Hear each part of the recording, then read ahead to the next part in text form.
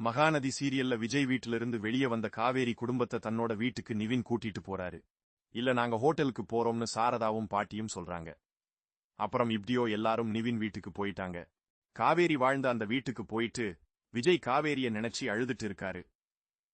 இந்த பக்கம் காவேரி அவங்க குடும்ப நிலையையும் அம்மாவை சந்தோஷமா வச்சிப்பேன்னு சொன்ன விஷயத்தையும் விஜயோட வாழ்ந்த அந்த தருணங்களையும் யோசிச்சு அழுதுட்டு இருக்கிறாங்க. அன்றைய இரவு அப்படியே போகுது. அடுத்த நாள் காலையில நிவின்ட அம்மா கிட்ட போயிட்டு காவேரிட அம்மா பேசுறாங்க. தம்பி இருக்க சொல்லையும் தான் இருந்தோம், நாளைக்கு காலையில போயிருவோம்னு சொல்றாங்க. அதுக்கு அவங்களும் நான் எதுவும் சொல்லலையேன்னு அப்படியே எழும்பி போறாங்க.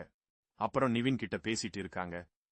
இந்த காவேரி விஜய் பிரச்சனை ஊருக்கே தெரியும், நீ இதை என்கிட்ட சின்ன விஷயம்னு சொல்லாதன்னு சொல்றாங்க. அங்கன அவங்களுக்குள்ள சண்டை வருது. இந்த பக்கம் காவேரிய காட்டுறாங்க. காவேரி நிம்மதியா தூங்கிட்டு இருக்காங்க. கனவுல விஜய் பக்கத்துல படுத்து இருக்க மாதிரியும் அவங்க அவரோட பேசிட்டு இருக்க மாதிரியும் காட்டுறாங்க. திடீர்னு அவங்க தூக்கத்திலிருந்து முழிச்சு பார்த்தாதான் தெரியுது அது காவேரிட பிரம்மனு. உடனே காவேரியும் அழுகுறாங்க. அந்த பக்கம் ஆபீஸ் போற விஜயை காட்டுறாங்க. அவரு காவேரிக்காக ஆபீஸ்ல ரெடி பண்ணி வச்சு இருந்த சர்ப்ரைஸா நினைச்சு அழுதுட்டு இருக்காரு. இதோட இன்றைக்கான எபிசோடு முடியுது.